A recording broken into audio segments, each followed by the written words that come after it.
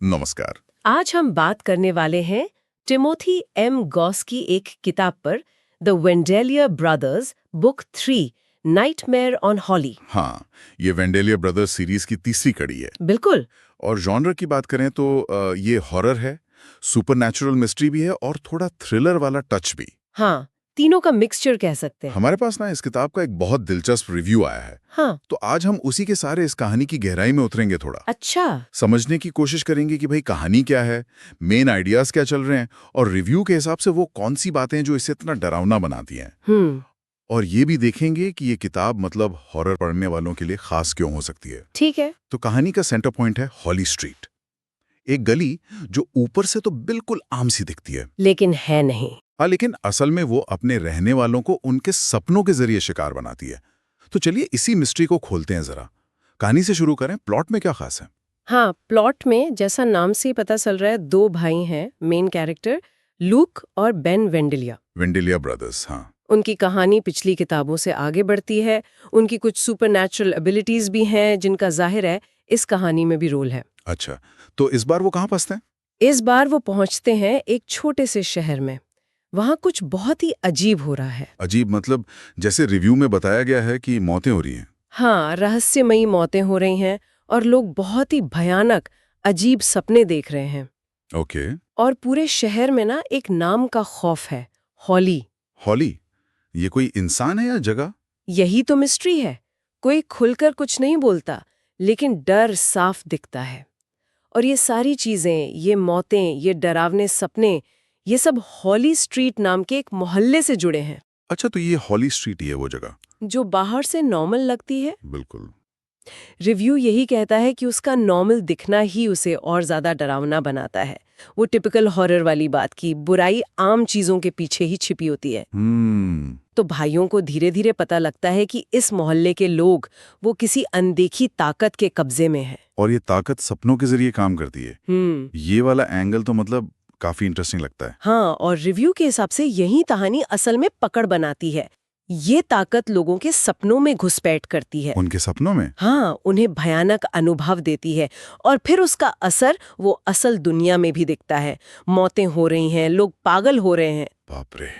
और सबसे डरावनी बात यह है कि हकीकत और सपने के बीच की जो लाइन है ना, वो एकदम धुंधली हो जाती है। मतलब पता ही नहीं चलता कि क्या सच है। बिल्कुल, किरदार कंफ्यूज्ड है और रिव्यू कहता है कि पढ़ते हुए पाठक भी कंफ्यूज्ड हो जाता है कि ये सच में हो रहा है या सिर्फ दिमाग का वहम है। ये सुनने में ही बहुत डिस्टर्बिंग लग रहा है। सपनों वाला आइडिया तो खैर हॉरर में पहले भी यूज हुआ है, पर इससे असरदार बनाना मुश्किल होता होगा। रिव्यू क्या कहता है, लेखक ने कैसे हैंडल किया है इसे? रिव्यू में इस बात पर बहुत जोर है कि किताब में जो सपनों वाले सीक्वेंस है वो बहुत ही गहरे और सिनेमैटिक ढंग से लिखे गए हैं। सिनेमैटिक मतलब? सिनेमैटिक का मतलब शायद ये है कि पढ़ते हुए ऐसा लगता है जैसे कोई फिल्म चल रही हो दिमाग में। शब्द नहीं, तस्वीरें दिखती हैं। अच्छा, जैसे हम खुद वो डरावना सपना देख रहे हों। हाँ, कुछ वैसा ही समझ लीजिए। रिव्यू से लगता है कि लेखक माहौल बनाने में बहुत कामयाब रहा है। हॉली स्ट्रीट को सिर्फ एक लोकेशन की तरह नहीं, बल्कि एक जीवित दुस्वप्न, मतलब लिविंग नाइटमेयर की तरह पेश किया गया है। लिविंग नाइटमेयर, एक जीती जागती डरावनी जगह। पर इशारा शायद ये है कि ये दोनों का मिक्स हो सकता है। यही तो साइकोलॉजिकल हॉरर का कमाल है ना? हाँ, वो शक बना रहता है। बिल्कुल। क्या दीवारें सच में हिल रही हैं या ये सिर्फ मेरे डर का नतीजा है? लेखक शायद इसी कंफ्यूजन से डर पैदा करता है। रिव्यू में कुछ फिल्मों का भी जिक्र था, शायद द कॉन्जूरिंग या नाइटमेयर ऑन एल्म स्ट्रीट। हाँ, ये तुलना की गई है और ये अहम है। क्यों? देखिए, नाइटमेयर ऑन एल्म स्ट्रीट से तो सीधा कनेक्शन है सपनों वाले एंगल का, फ्रेडी क्रूगर वाला मामला। हाँ, वो तो क्लासिक है। बिल्कुल। और द कॉन्जूरिंग जैसी फिल्में जानी जाती हैं अपने माहौल के लिए, धीरे धीरे बढ़ते डर के लिए और सुपरनैचुरल इन्वेस्टिगेशन पर फोकस के लिए। तो रिव्यू ये कह रहा है कि ये किताब सिर्फ जंप स्केयर्स पर नहीं टिकी है। एग्जैक्टली। ये क्लासिक हॉरर की तरह माहौल और मनोवैज्ञानिक तनाव से डर पैदा करती है। ये दिखाता है कि लेखक को हॉरर जॉनर की समझ है, वो सिर्फ सतही चीजें नहीं कर रहा। ठीक है, तो प्लॉट और डर पैदा करने का तरीका ये है, पर क्या इसमें सिर्फ डर ही डर है या कुछ और थीम्स भी हैं? रिव्यू क्या कहता है इस बारे में? अच्छी हॉरर कहानियों में अक्सर गहरे विषय होते हैं और रिव्यू के मुताबिक इस किताब में भी है। सबसे पहले तो भाईचारा और बलिदान, लूक और बेन का जो रिश्ता है। हाँ, वो वेंडेलियर ब्रदर्स हैं। हाँ, वो रिश्ता कहानी का इमोशनल कोर है। मतलब ये सिर्फ भूत प्रेत की कहानी नहीं, बल्कि भाइयों के बीच के बॉन्ड की भी कहानी है। बिल्कुल। और रिव्यू का इशारा है कि ये इमोशनल एंगल डर को कम नहीं करता, बल्कि उसे और गहरा बनाता है। वो कैसे? जब हम किरदारों से जुड़ जाते हैं ना, उनकी फिक्र होने लगती है, तो उनके साथ जो बुरा होता है वो हमें ज्यादा महसूस होता है। उनका डर, उनका दर्द वो हमारा बन जाता है। सही बात है। खतरा सिर्फ बाहरी नहीं रहता, किरदारों को खोने का डर भी जुड़ जाता है। हाँ, ये हॉरर को ज्यादा पर्सनल बना देता है। ये बात सही है। किरदारों से जुड़ाव न हो तो डर भी ऊपरी लगता है। और कौन से थीम्स हैं? दूसरा अहम थीम वही है जिसकी हमने बात की, सपनों और हकीकत के बीच की वो धुंधली रेखा। हाँ, वो साइकोलॉजिकल पहलू। रिव्यू उसे साइकोलॉजिकल हॉरर का एक मेन एलिमेंट मानता है। डर सिर्फ किसी बाहरी भूत प्रेत से नहीं है, डर अपने ही दिमाग पर काबू खो देने का भी है। क्या मैं पागल हो रहा हूँ? क्या ये सब सच है? ये सवाल किरदारों के मन में भी और पढ़ने वाले के मन में भी। बिल्कुल। लेखक आपको भी उसी अनिश्चितता में डाल देता है। यानी डर अंदर से भी आ रहा है, बाहर से भी। Double attack. हाँ, और शायद इसीलिए ज्यादा असरदार है। तीसरा थीम जो रिव्यू में सामने आया है वो है अतीत के गुनाहों का असर। अतीत के गुनाह मतलब हॉली स्ट्रीट का राज पुराने कर्मों से जुड़ा है। ऐसा लगता है। रिव्यू इशारा करता है कि जो खौफ आज है वो कहीं न कहीं पुराने दबे हुए पापों या गलतियों का नतीजा है, जैसे कोई पुराना हिसाब बाकी है। ये तो कई हॉरर कहानियों में होता है कि कोई जगह श्रापित होती है पुरानी घटनाओं की वजह से। हाँ, ये हॉरर लिटरेचर का एक जाना माना ट्रूप है। किसी जगह का या लोगों का अतीत उनके आज को कैसे परेशान करता है। रिव्यू के हिसाब से ये थीम कहानी को एक गहराई देता है। मतलब ये सिर्फ एक रैंडम मॉन्स्टर अटैक नहीं है। नहीं, इसके पीछे एक इतिहास है, एक वजह है। ऐसा लगता है जैसे अतीत बदला ले रहा है। ये डर को ज्यादा मीनिंगफुल बनाता है और शायद ज्यादा डरावना भी, क्योंकि ये दिखाता है कि बुराई की जड़ें अक्सर हमारे ही कामों में होती हैं। तो कहानी में इमोशन है, साइकोलॉजी है और अतीत का बोझ भी है। काफी लेयर्स हैं। अब जरा राइटिंग स्टाइल पर आते हैं। टिमोथी गॉस लिखते कैसे हैं? रिव्यू क्या कहता है? राइटिंग स्टाइल पे रिव्यू ने काफी फोकस किया है। कहा है कि गॉस की भाषा बहुत विजुअल और डार्क है। विजुअल और डार्क? हाँ, विजुअल मतलब पढ़ते हुए लगता है जैसे सब कुछ आंखों के सामने घट रहा है, बिल्कुल फिल्म की तरह। अच्छा, जैसे वो सिनेमैटिक वाली बात हुई थी। हाँ, उसी से जुड़ा है। और डार्क मतलब भाषा ऐसा माहौल बनाती है जो थोड़ा निराशाजनक, डरावना, उदासी भरा हो, वो फील देती है। माहौल बनाने पर जोर है मतलब। बहुत ज्यादा। रिव्यू कहता है कि लेखक सीन को इस तरह से रचता है कि पढ़ने वाला खुद को उस हॉली स्ट्रीट में महसूस करने लगता है। जिसे एटमॉस्फेयर बिल्डिंग कहते हैं ना, वो यहाँ बहुत स्ट्रांग है। डर सिर्फ घटनाओं से नहीं, भाषा और माहौल से पैदा हो रहा है।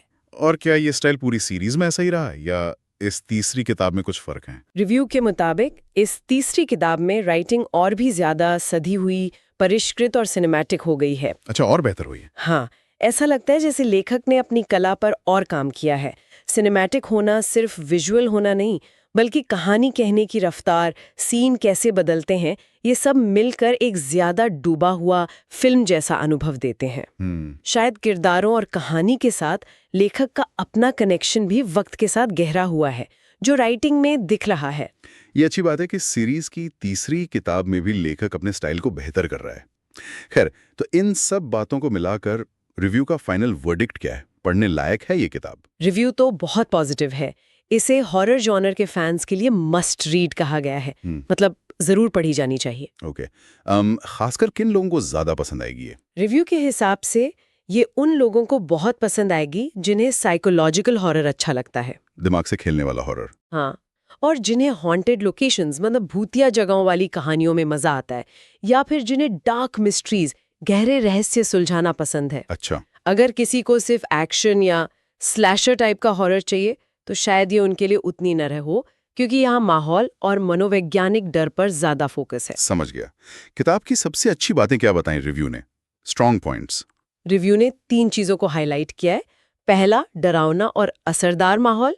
दूसरा, कहानी में इमोशनल डेप्थ, खासकर वो भाइयों वाला रिश्ता। हाँ, वो उसे सिर्फ डर से ज्यादा बनाता है। बिल्कुल। और तीसरा, एक मजबूत और कसी हुई कहानी जो आपको बांधे रखती है। कोई कमी भी बताइए, कोई वीकनेस? हाँ, एक चीज का जिक्र है।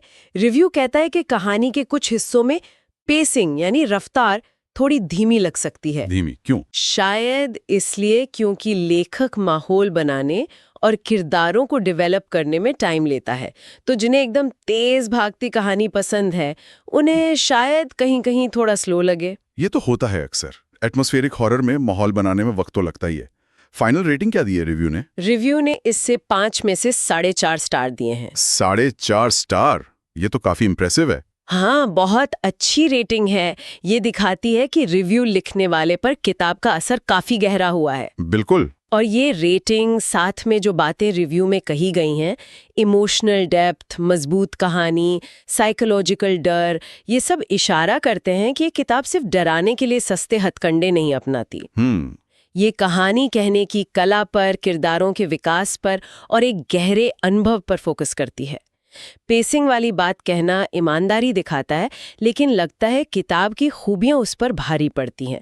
ये सिर्फ एक हॉरर नॉवल नहीं, बल्कि एक अच्छी तरह लिखी गई कहानी लगती है, जो हॉरर जॉनर का इस्तेमाल करके शायद कुछ बड़ा कहने की कोशिश कर रही है। तो कुल मिलाकर इस रिव्यू के आधार पर देखें तो नाइटमेयर ऑन हॉली एक ऐसी कहानी बुनती है जहां हॉली स्ट्रीट का वो भयानक जिंदा दुस्वप्न जैसा माहौल, हाँ, सपनों के जरिए दिमाग पर होने वाला साइकोलॉजिकल हमला, हाँ, और वेंडेलियर भाइयों का वो इमोशनल सफर, उनका रिश्ता, ये सब मिलकर एक बहुत दमदार हॉरर एक्सपीरियंस बनाते हैं। बिल्कुल। ये सुपरनैचुरल मिस्ट्री, गहरा डर और इंसानी रिश्तों का एक बहुत ही दिलचस्प और शायद रोंगटे खड़े करने वाला मिक्सचर पेश करती है। हाँ, रिव्यू तो यही तस्वीर पेश करता है।